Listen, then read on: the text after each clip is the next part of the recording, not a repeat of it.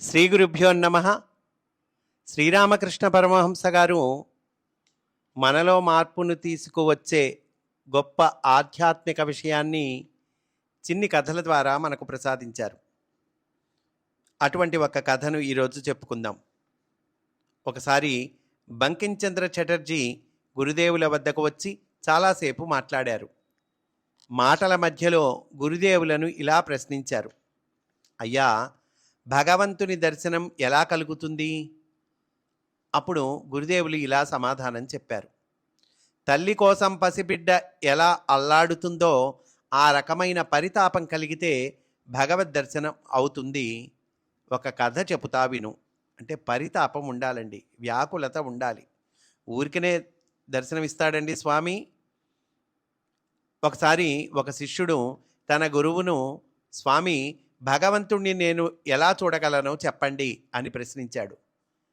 నాయన, నాతో రా చెబుతాను అని ఆ శిష్యుణ్ణి ఆయన ఒక చెరువు దగ్గరికి తీసుకువెళ్ళాడు.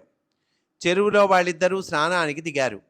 శిష్యుడు నీళ్లలో మునగగానే గురువు అకస్మాత్తుగా శిష్యుడి తలను నీళ్లలో అదిమిపెట్టి కొన్ని క్షణాలైన తరువాత వదిలిపెట్టాడు. పాపం శిష్యుడు ఊపిరాడక గిలగిలలాడుతూ తల పైకెత్తి నిలబడ్డాడు.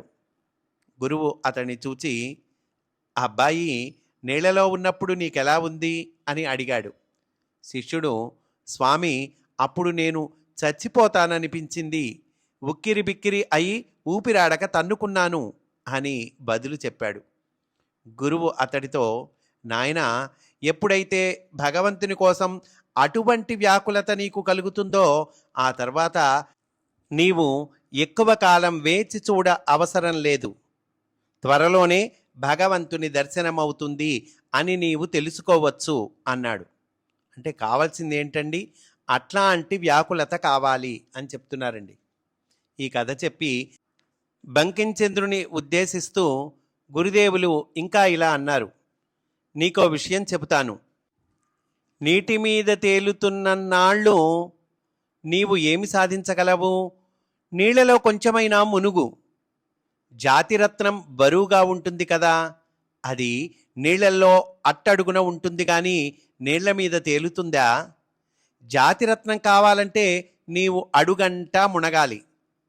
కేవలం పాండిత్యం వల్ల ప్రయోజనం లేదని, భగవద్ దర్శనం కోసం త్రికరణ శుద్ధిగా తీవ్రమైన సాధన చెయ్యాలని గురుదేవుల అభిప్రాయం. నీటిలో అడుగంటా మునగటం అంటే అర్థం ఏంటండి?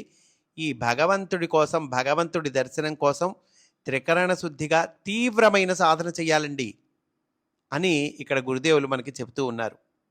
బంకించంద్ర చటర్జీ 19వ శతాబ్దపు చివరి భాగపు విద్యాధికులలో ఒకరండి.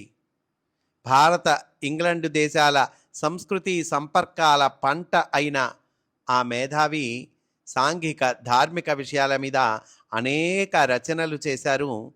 హిందూ ధర్మశాస్త్రాలకు నూతన వ్యాఖ్యానాలిచ్చి తీవ్రమైన సంఘ సంస్కరణలకు ప్రతిపాదించారండి. అటువంటి వారు ఈ బంకించంద్ర చటర్జీ గారు. స్వస్తి. వాసుదేవ.